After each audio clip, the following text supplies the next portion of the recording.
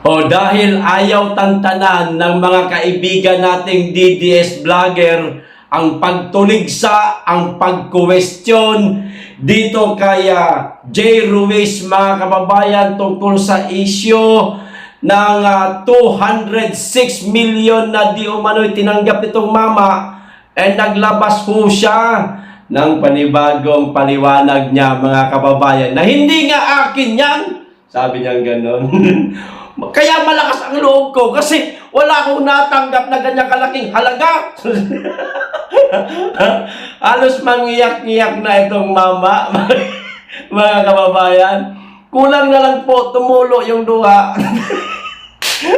At sabihin, mga vlogger, pwede ba? Tigilan nyo na yung issue na yun at di naman totoo yan. Ito mga kaibigan talaga nating DDS vlogger, grabe talaga ito magtanong. Nagtatanong lang naman, sir, magpaliwanag ka ng maayos na yung malumanay, hindi yung katulad itong video, panunurin nyo mamaya mga kababayan. Gigil na ho eh. Gusto nang manakit baga. Kasi pinagbibintangan niya po mga kababayan talaga, dinidiin niya ho na let's say, kulang na lang magmuray, let's say itong mga vlogger na ito, ipinapakalat ninyo, gumagawa kayo ng fake news. Ayan, o yun pala, gumagawa na ng fake news sa mga vlogger, mga kababayan. Klaruhin natin mamaya yan, kung mga vlogger ba talaga ang unang naglabas nitong issue na ito tungkol sa 206 million na di umano'y tinanggap itong mama na ito. Pero panoorin muna natin itong video niya, mga kababayan. Panoorin na, gigil na kasi. Kulang na lang po, umiyak eh. Nakakatawa naman ang reaction nitong mamang ito. Unang araw mo pa lang yan, sir. Ay, unang linggo mo pa lang yan. Hindi ka pa nakakaabot ng ng 6 na buwan. Ayan. Hindi ka pa matagal dyan sa PCO. Marami ka pang kakaharapin ng mga pagtuligsa at pagtatanong ng mga DDS vlogger. Matinik ang mga yan. Naku po. Eto na yung video niya. Panoorin natin. Kaya malakas ang loob ko humarap sa inyo ngayon kahit saan tayo magpunta. Hindi ako ang may-ari ng Digital 8. Wala akong kinitang 200 million. Ngayon, I'm on the defensive side dahil sa fake news. In fact, I am giving credibility by answering this fake news. Ang mas masakit nito, kilala ko yung mga may-ari na yan. Si Hil Kabakungan, Ray Marfil. Si Hil nakasama ko sa House. Si Ray Marfil nakasama ko sa Senate. Pare, ano lang ba naman tawagan niyo ako? Bossing, ito telepono ko. Ayan o, 2. Oo, pag may meeting, dinalagay sa kinukuha. Boss, tawagan niyo ako.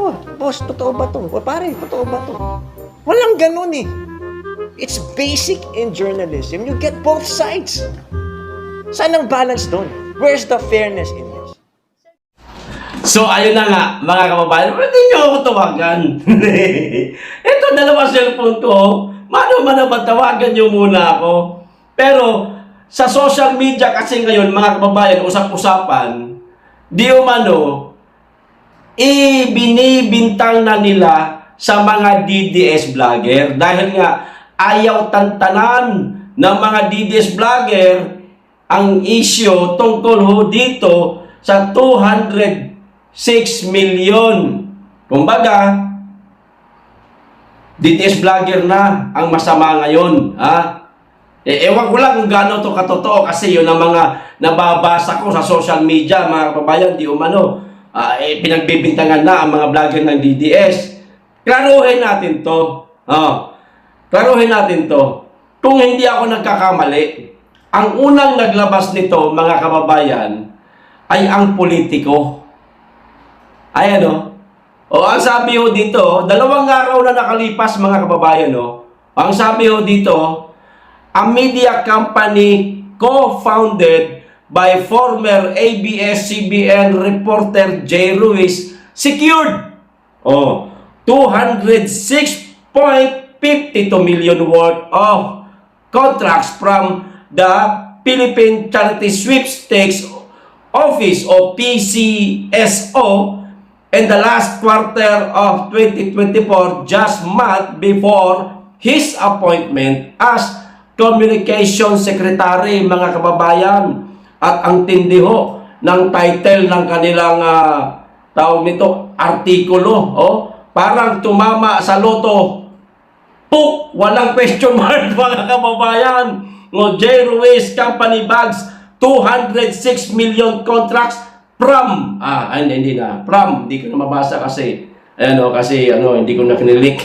Hanggang dyan lang. Ito pa, maliban dyan sa politiko, meron pang isang naglabas. Ito namang bilyonaryo news channel. Presidential Communications Office o PCO Secretary J. Ruiz has strongly denied claims that he owns Digital 8 Incorporated, a media company that secured 206 million in PCSO contracts in late 2024. Dinidinay niya ho talaga. Karapatan niya naman pong sabihin talaga na hindi naman akin yan. Wala akong tinanggap na ganyang kalaking halagang pera. Huwag ka lang iiyak. Kasi ang mga vlogger na ngayon ang tila salarin nitong issue na ito. Sir, bago nyo po siguro husgahan ang mga vlogger, mas karapat dapat din po siguro ninyong husgahan kung sino man talaga ang unang naglabas nitong issue ito. Yung mga vlogger na yan, kumukuha lang rin yan ng eco-content mula sa mga media. Kaya lang, matinik lang talaga ang vlogger kapag ka mag-question, magtanong, araw-arawin, mamaya't mayain ka. Ang mga media, 1, 2, hanggang 3 araw lang yan. Pero ang vlogger ayaw talagang tantanan hanggat hindi kayo lumuluha ng dugo. Kasi naman kayo tantanan nyo na itong mama na nagpaliwanag na nga, wala daw siya natanggap. Siyempre, kumbaga sa sino aamin? Di ba? Ganun lang yan. Yan yun importante mga kababayan, para sa atin. Yan, yung paliwanag niya, sige, paliwanag niyan, basta iba ang paniniwala ng ating mga kaibigang vlogger. Ganun lang yun. Di ba? Mga kababayan, umiiyak na itong mama, tulo na yung luha halos. Napapapalo na tuloy yung lamesa ba? Hindi nga akin. Ay nako. Tantanan na natin itong mama na to. Tuloy, tulad nitong si Attorney Rowena Guanzon. Hindi na rin siya nakapagpigil. Nakapagbigay na rin siya, mga kababayan, ng ng kanyang reaksyon tungkol dito sa kinasasangkutan ngayon na issue ni J. Ruiz. Ito, basahin ko. Ayan. Ang hirap niyan, be. Unang upo mo pa lang, may pagdududa na agad ang taong bayan sa'yo. Paano natin ma-expect na ma-deliver mo ng maayos ang mga programa ng administrasyong ito kung ikaw mismo ay ganito? Ayan, naku po. Ganito ka rin daw ba, sir? Naku po. Tuloy, hindi na nila magampanan yung tamang trabaho nila, mga kababayan. Si Castro, wala nang ibang ginawa kundi boljakin ng mga Duterte. Ito namang si Ruiz, nagpapaliwanag na lang, wala na kayong nagagawang trabaho. Hindi nyo na nasasabi sa taong bayan ang mga plano ni Ngagba, kung meron man siya magandang plano para sa bansa, at kung meron man siyang nagawa, na mga proyekto na tingin ko wala naman talaga. Kundi yung inyong mga kagustuhan na lang, ang inyong mga nasasabi sa mga press con, sa interview, wala na yung trabaho. Nagkakapagtaka, talaga yatang walang nagawa ang ang administrasyong Marcos na ito. Kaya naghahanap na lang kayo ng ibang pag-uusapan ng tao para kasi wala naman, kumbaga wala naman tayong may balitang maganda dito sa administrasyong ito. O di atakihin na lang natin yung mga Duterte.